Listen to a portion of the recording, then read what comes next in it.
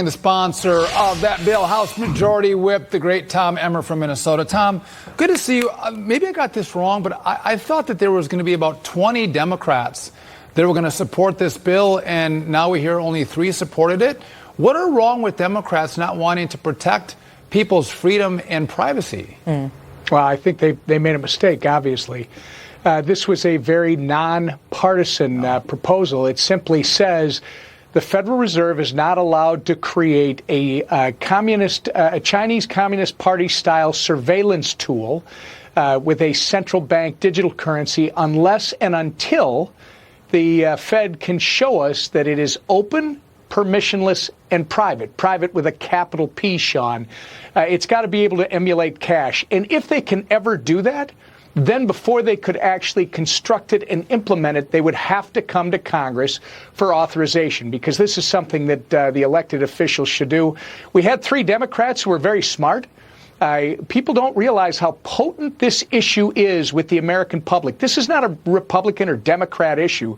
This is an American issue. Americans do not want their government spying on them. And if we have a tool that allows the government to collect all this private, very sensitive financial information, purchases and deposits and withdrawals, Sean, you think they're not going to use that tool to control us? Well, yes, they will. They would actually have control of it. They've already been caught with their hand in the cookie jar trying to get that data from banks and going after certain parts of the population. But Congressman, earlier today, Treasury Secretary Janet Yellen made clear that as of now, there are no plans for a central bank digital currency, but she certainly left the door open. Listen to this.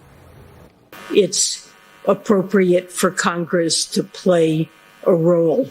No decision, to the best of my knowledge, has been made either by the Federal Reserve, nor has the administration taken a particular position on this.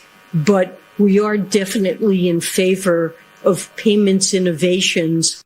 We are definitely in favor of payments innovations. I bet they are, Congressman. You know what, Jackie, I would like to say that the Secretary is being somewhat disingenuous, but quite frankly, what she just said is dishonest. Remember, she is the Treasury Secretary. She is not the chair of the Fed. That's number one. Number two, she says they aren't doing it. Well, the Biden administration, she may want to check the executive order that said this is urgent, that they have to move towards creating a central bank digital currency, and they have to do it with urgency. And the president empowered all kinds of different committees and departments to look at it. This is why Congress had to get involved, and I get a kick out of it. Secretary Yellen, I got news for you. Congress does not play a role. You work for Congress. Congress is the elected body that represents the citizens of this country, not Janet Yellen and the Treasury. Yeah, statements like that show us how out of control our government is. We just only have like 15 seconds left. Is this bill going to be taken up in the Senate, Tom? Well, it's hard to tell. It's interesting, Sean, over the last 2 weeks, the administration seems to be pulling away from Elizabeth Warren and this incredible, awful guy, Gary Gensler at the SEC. And you saw today, maybe they approved the Ethereum ETH. It seems to be a change coming. And remember, on May 8th, Biden issued a veto threat on SAB 121, which is an accounting rule. We had 21 Democrats vote with us on a CRA to eliminate that rule, and then Chuck Schumer led the Senate, 11 Democrat senators, to vote against or vote in favor of the CRA.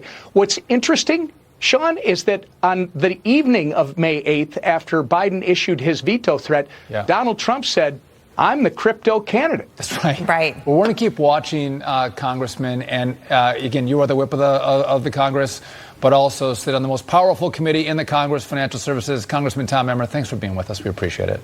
Thanks, Sean. Thanks, Jackie. All right. The list of Boeing safety issues seems to